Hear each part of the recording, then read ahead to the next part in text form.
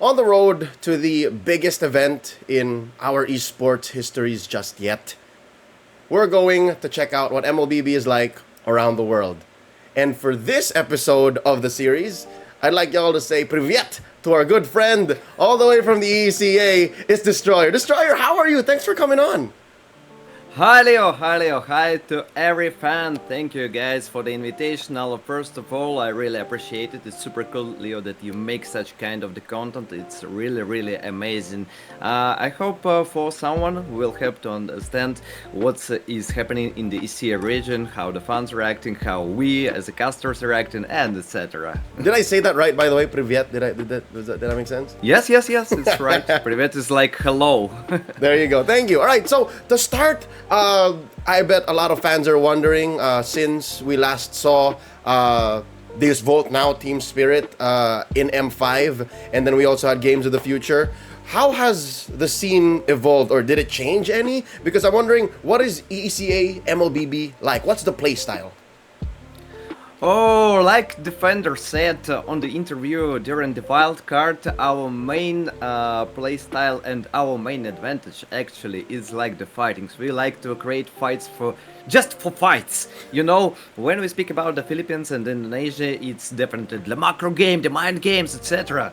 When we speak in the sea region, like, guys, we can fight. We got this advantage, 10,000, no problem. We will make an unexpected fight and we gonna win. Also, another advantage is like our region can adapt super fast to our opponents. Even if we go to the global event with our meta, we can change it super fast. Not me personally, yeah, definitely the players. I think one thing that your region has as well as a strength, I don't know if you agree with me, is the fact that you're also super diverse. In Team Spirit, in Deus Volt alone, there was a Russian, a German, a Filipino, right? And looking at MCC now, you also have players from Kyrgyzstan, from Uzbekistan, from Ukraine, and that's one region alone. How do you guys make that work? How do you guys just come together and build these super teams from many different countries? I think it's not a big deal for everyone because everybody is trying to speak English if they don't understand the local language. For example, in Team Spirit, Kid Bomba started to learn Russian. Actually, he now can speak and making interviews in Russian. Yeah, he did it super fast. And he's Greek, right? A He's talented Greek. guy. he's genius. He's brilliant because during the first season when he joined, for him it was like the season 2 MCC season 2, and he didn't know Russian at all. His only words were like "Darova cheliki." That's all he knew. That's all he knew. What For is now that? he can "Darova cheliki." It means hello dudes, something like that. I will remember that. Yeah, and now he can easily speak Russian language with the Team Spirit, no problems. He can give interviews, etc. It's just decide. You should decide you wish to do it or not. Other players can speak English also normally, so that's not a big problem actually, especially for the Team Spirit, a huge team that got a big amount of experience during the World Championships. So I guess that goes without saying. Your comms, communications, your synergy might be a big reason as to why these EECA teams are so good at fighting. You know, you can't make good team fights if you guys don't talk well. So now you mentioned Team Spirit as well. There's a newcomer on the block making their way through the wild card. That's Brute Force. In the grand finals of the recent MSC qualifiers, the MCC Season 3, they went 7 games. I wish PH would go 7 games. I wish Indo would also go 7 games. But no, you guys got the good show. So, Destroyer, can you tell us all about the differences between these two? Because if you look at it, 4-3, that means it was this close. But from your eyes, from your perspective, what are the differences between Team Spirit and Brute Force? What made one beat the other? I would start with the Brute Force. You said about this season, the MCC season 3, but actually there is one interesting thing. Brute Force from the beginning were named like Black Error Then they renamed to the Umbrella Squad, and now it's Brute Force. It's still the same They team. were It's all the Umbrella time. Squad.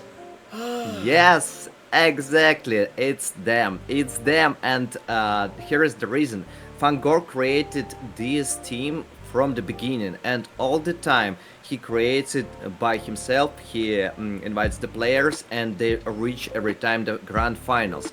During the grand finals, season 2, season 3, we got 3-4, 3-4, all the same, and this is super amazing show for the viewers. It's really amazing. These guys, because before we got total domination of Deus Vult. Now it's Team Spirit, before it was Deus Vult.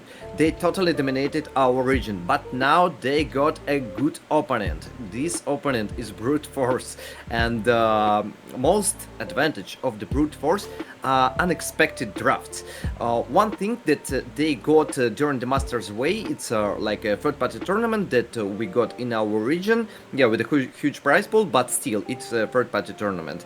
They showed us one super unexpected thing. They took Guinevere and Hanzo, and the most interesting thing here that Fangor as the captain, he's a roamer, and he swapped to the jungle as a Hanzo, and Mashra, the new talent in the Brute Force, swapped to the roam as a Guinevere, and they nearly dominated everyone. They even won Team Spirit there with such combination. They also using different styles like Hellcart Roam. Yeah, I know Baloisky already showed it. Yeah, everybody knows. But still, it's also unexpected. Lapu Lapu, you never see it. Fangor used it in jungle, in Roam. So Lapu Lapu is also one of the things, the secret weapon for the Brute Force is different style of the game. You can't read them absolutely. They can show you anything, and this is really cool. I won't be surprised if we will see, for example, Hellcart to the gold lane and Roger jungle during the wildcard. Seriously, I won't be surprised. Like, okay, it's Brute Force. So that's yeah. one thing that they have.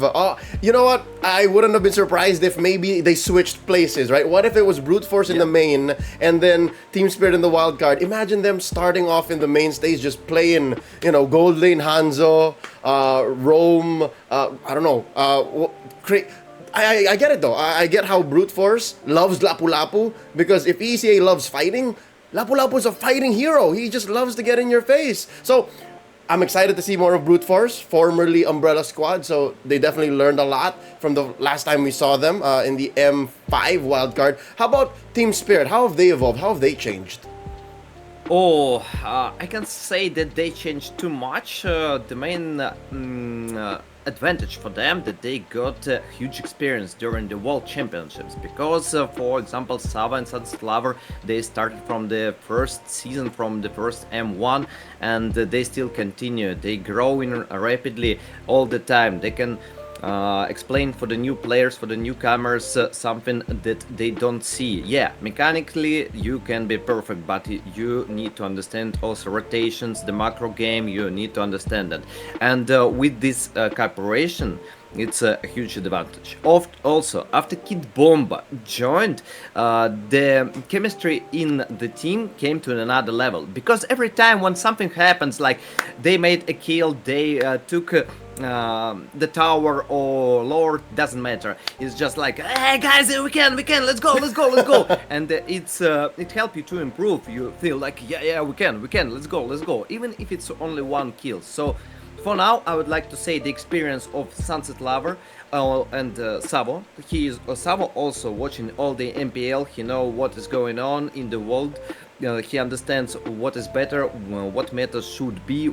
He can expect something from the opponents, and he can give the information as he was a captain right now. Kid Bomba is a captain, actually. Wow. Yes, and he can give the information to his team. Also, Kid Bomba watching all the time. During MCC when we got the flight back, Kid Bomba was watching non-stop MPL. I was just coming to him, MPL again and again. Yeah, during the matches he stopped it, but when he got any free time, he all the time checks what is happening in the world, and his emotional expressions is one of the best thing I ever saw. For the EECA region, sometimes I would like to say we need this more. Yes! As for the whole world, it's for the viewers. It's super amazing, especially when you see the impression, the emotions from the players. Like, yeah, let's go. You feel energy by yourself, and Kid Bomba is one of the advantage I would like to say for the team spirit. I agree. The story you just reminded me of how awesome M5 was because of Kid Bomba. Now I'm looking forward to MSC even more, thinking that he's gonna pull the same stuff in Riyadh. So now you mentioned some key players, right? You mentioned Sawo, you mentioned Sunset Lover, you mentioned Kid Bomba. Obviously, these are the mainstays in Team Spirit. How about Brute Force? Besides Fangor, are there any other star players we should be watching out for? Uh, if we finish with Team Spirit, if we speak about the star player, yeah, I would like to say it's definitely the Sunset Lover. The Sunset Lover, one of the best mid laners in the world. It's personally for me, at least personally for me, I think he's really one of the best. Yes, we got Sanji, View, okay, no problem, but just remember the M5, just remember all global tournaments. How much times does he die? One, two times per game maximum, nearly no time. His savings of the throne, how he cooperates with the team. Yeah, I personally think, seriously, Sunset Lover is one of the best mid laners in the world. So here's the star player from the team spirit. About Brute Force, yeah, I mentioned like the Fangor collecting the team by him personally, and they all the time came to the second position. But also there are another players who came there. For example, Kojic. Previous seasons, Kojic is a mid laner from the Brute Force.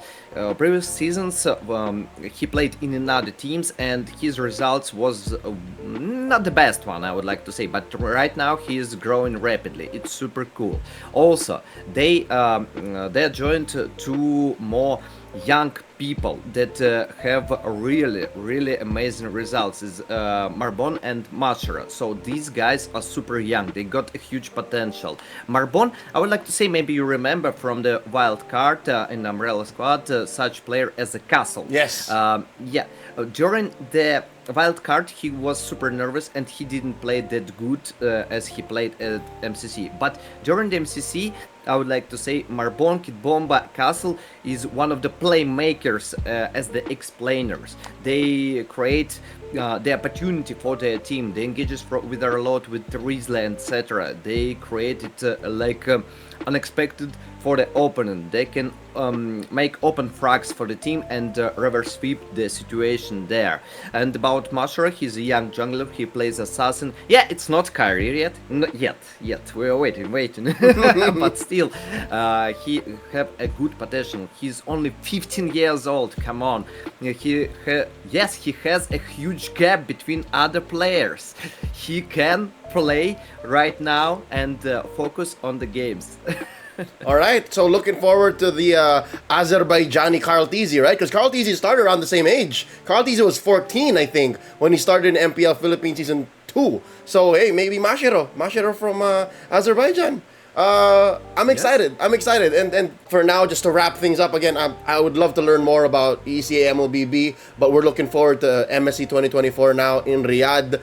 For Brute Force and for Team Spirit, what is their story? What is their narrative? What do they want to prove? Because they came from an amazing 7-game series, right, in the qualifier. One of them's going to the wild card, one of them straight to the main stage, and their expectations are at an all-time high. This is the highest EECA has ever placed in a world stage, in an international tournament, since M5, right? Top three. It's PH, Indo, ECA. So what's going on? Like, as a caster, you know how this goes. What's the story for Team Spirit and Brute Force?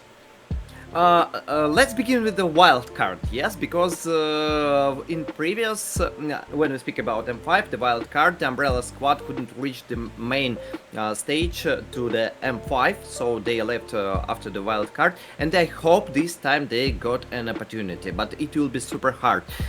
First of all, there are homeboys. There are homeboys, it's a super amazing team that you should respect. IHC Sports, Mongolia, also. I really think that Mongolia is a big region, a huge, I mean, competitive region. For Yes, sure. they show every time us super unexpected things. They all the time dominating, and all the time they're showing a good performance during such games.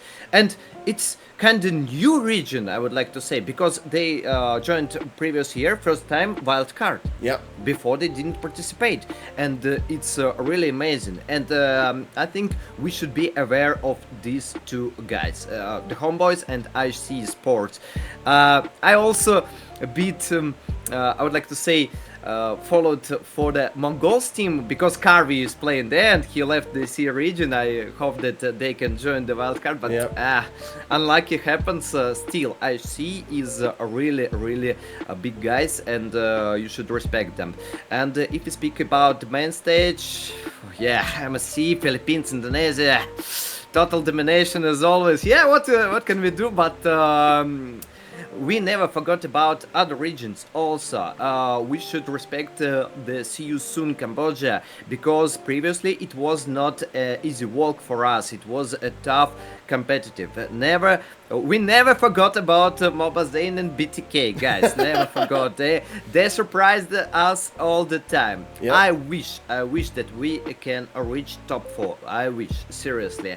It will be super hard. Again, 2 slots for Philippines, 2 slots for Indonesia. Yeah, it's already like top 4. We can predict who will be. Oh yeah, come on. But you know that the format now is single elimination. It's like MSC 2023. So even if the brackets agree with, again, a top 4 PH and Indo, anything can happen. And again, the play style of EECA, you guys just shock people and force people into fights that they're not ready for. So with that said, again, top 4, is that the prediction? Top 4, but no. Oh, wait. Top 4, but I can trust that there will be top 3. I can explain why. Because every season from M1, it's like we saw the growing. Yeah, M1, M2, we got not the best results, but from the M3, Yeah. we grow up to the top 8. We skipped M4, and then we come back. It's our comeback. There is a song also from our region. This is our comeback, and we went to the top 4 during M5. I trust in our guys. I want to believe in them. Top 3. I would like to say top 3. We will go upper for one more stair, and then during M6, top 2. All right. Okay. So that is the ideal prediction. That is where Destroyer sees either Team Spirit, Brute Force making it that far. Top 3, a step above what y'all got at M5. Destroyer, thank you so much for sharing your thoughts, helping our fans understand what MLBB is like around the world, specifically in the EECA. How do you say thank you in Russian? How do you say thank you? Спасибо. Спасибо. Спасибо, Destroyer. Thank you. Thank you, Leo. Спасибо, Leo. How far do you guys think Team Spirit and Brute Force will go in the wild card and in the main stage of MSC 2024? Let me know in the comments below. Can you suggest, like, what is a good Russian meal? Like, I don't know. My parents have been to Russia. My parents have been to Moscow, but I never have. So what's Russian cuisine? How to say it in English? Borscht. Borscht? Is still borscht. Okay, I better show you the picture because Okay. it's hard to explain. It's like a traditional EECA region meal because it's Ukraine Russian. I would like to say Okay. meal. It's Okay. one of the best one. If you want to try something unexpected, I'll give you. So this is like a meal, right? Like, it's not dessert, it's not a snack, it's like, It's meal. okay. And what's one in it? of Borscht. the most What's in borscht? borscht. I have no idea how to translate it. But what's in it? It's, What's inside? Is it like pork? Is it beef? Oh, it depends. It can be the beef. It can be chicken. It can be whatever. Seriously, it can be prepared even with the bacon. The main bacon? thing, it's yes.